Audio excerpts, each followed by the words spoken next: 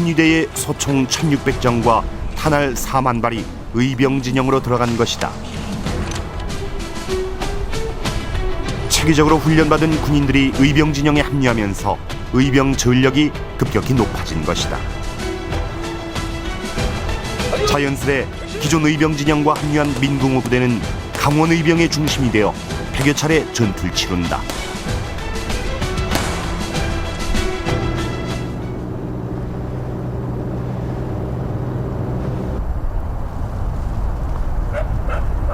당시 강원도 춘천을 중심으로 한 강원 의병들에겐 일반 주민들의 지원이 절대적이었다.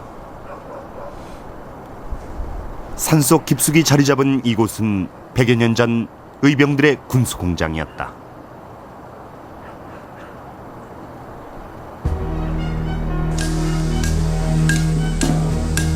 의병에 나가지 않은 주민들이 자발적으로 모여 창칼을 만들어 후방 지원을 감당했다.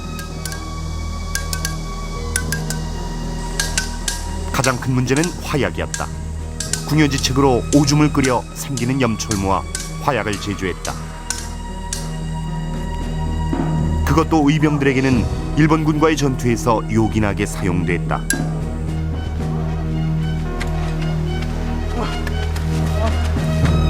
밥과 의복, 잠자리 등은 은밀히 주민들에 의해서 제공됐다. 일제 그 군경은 의병과 주민 사이에 그 구별하기가 힘이 들다. 그래서 거의 전 국민이 의병, 직접 의병에 투신을 했거나 또 그 의병을 도우는 그 준의병의 성격을 가지고 있다. 그것이 그 일제 정보 자료에 무수하게 나옵니다. 그래서 거의 2천만 민족 전체가 의병으로 일치 단결돼 있었던 그러한 양상을 보이는 거죠. 그래서 우리가 그 단계 7년, 8년 더더욱이나 7년, 8년 단계의 의병을 국의 성전이다. 의병 전쟁, 의로운 전쟁의 단계라고 우리가 인정을 하는 거죠. 영국인 중군 기자 존 맥킨지는 의병들을 만나기 위해 1907년 접전지에 들어가 강원도 의병들을 직접 만난다. 구원말 의병의 상징적인 이 사진은 바로 이때 존 맥킨지가 찍은 것이다. 존 맥킨지는 의병들을 만나면서 받은 감명을 훗날 책으로 펴내기도 했다. 우리는 어차피 죽게 되겠죠. 하지만 좋습니다. 일본의 노예가 되어 사느니 자유민으로 죽는 것이 훨씬 낫습니다. 그 의병에 나간다는 것은 바로 죽음을 이제 각오를 하고 전장에 뛰어드는 거겠죠, 당연히. 그만큼 상황이 절박했고 또 그래서 그 당시에 그 의병 자신들은 이렇게 이야기를 합니다. 승패이둔불구다. 이기고 지고 또 유리하고 불리하고 이거 판단하지 않는다 우리. 1907년 일제는 고종을 쫓아내고 군대를 해산하며 행정 사법권을 강탈했다. 그러나 어떤 왕족도 나서지 않았고 고관대작들은 매국 행위에 앞장섰다. 국가 존망의 그 다급한 순간 이름 없는 백성들의 목숨을 건 구국전쟁이 시작됐다.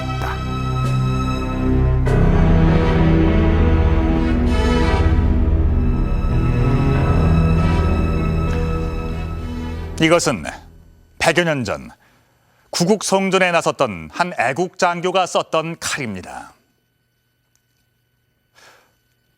군인으로서 조국과 가족을 지키지 못하고 침략군에 의해서 강제 해산당한 한이 얼마나 컸으면 1945년 해방이 된 이후 대한제국군 출신의 한 노병은 군에 자원 입대해서 해방된 조국의 군인이 됩니다. 만일 의병장 민궁호가 일제에 저항하지 않고 협력을 했다면 과연 그와 그의 가족의 삶은 어땠을까요? 아마 여타 친일파들과 마찬가지로 대단한 부귀영화를 누렸을지도 모릅니다. 그리고 해방 이후 친일파에 대한 청산 작업도 없었으니 당연히 어떠한 단죄도 받지 않았을 겁니다. 하지만 의병장 민긍호는 조국과 민족을 선택했습니다. 과연 그의 후손들은 어떤 삶을 살았을까요?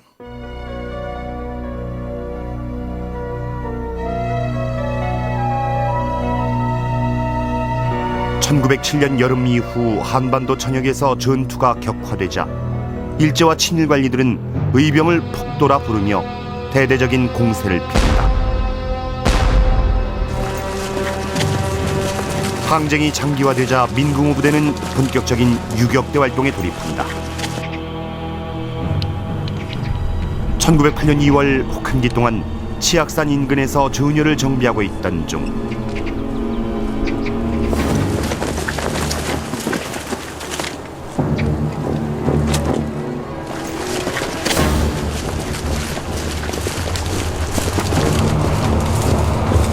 (1908년 2월 27일) 일본군이 공격합니다.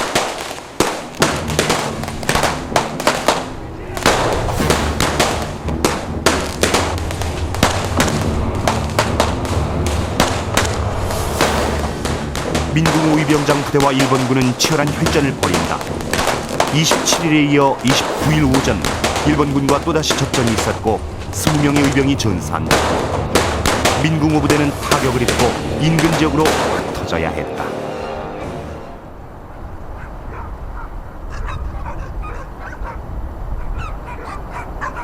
교전이 벌어졌던 원주시 강림면 일원에선 아직도 당시 전투에 관한 생생한 증언들을 들을 수 있다. 그날 밤에 음력으로 정월달에 이랬다. 이틀 동안의 격전을 치룬 민긍호 장군은 부하 몇 명과 바로 이 집에 잠복해 있었다. 그때 당시에 이 동네 구장이 심치라고 그래요. 심구장이 있었는데 그 사람이 밀고를 했다고 그래요. 여기 이제 의병들이 여기 와 있다. 거기서 자고 있는데 거기 가서 이제 접전이 벌어진 거죠.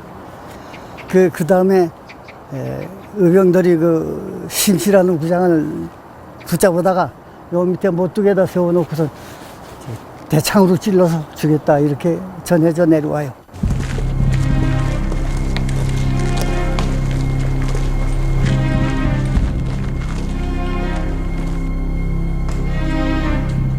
결국 민긍호 장군은 접전 끝에 체포당하고 만다. 민긍호 장군을 호송하던 일본군은 강림 오리의 한 주막에서 숙박을 한다.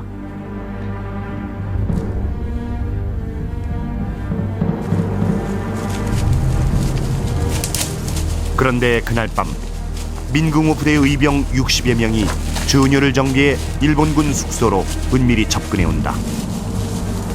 민긍호 의병장 구출 작전이 시작된 것이다.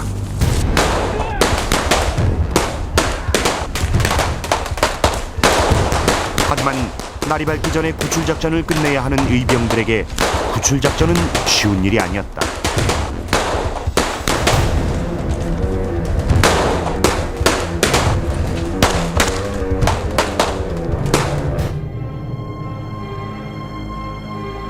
의병들의 총공세에 일본군은 포로로 호송하기 힘들다고 보고 민긍호 의병장을 사살한다. 그의 나이 44살이었다.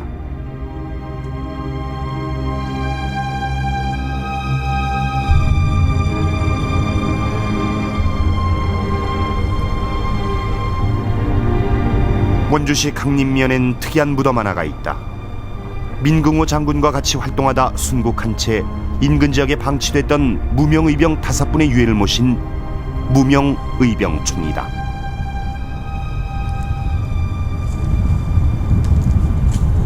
그래서 민긍호 의병장은 뭐 결국 순국을 했습니다마나 그때 당시에 이 희생당한 그 의병들 5분을 이 자리에다가 이제 모신 그런 산소가 되겠습니다. 그러나 지금 산소에 있는 분들은 5분밖에 안 되지만은 이곳 산하 군데군데에는 도초에는 당시에 희생당한 그 의병들의 시신들이 이름 모를 의병들이 되겠습니다만은 이분들의 어떤 그 존재가 아직도 남아 있다고 봐야죠.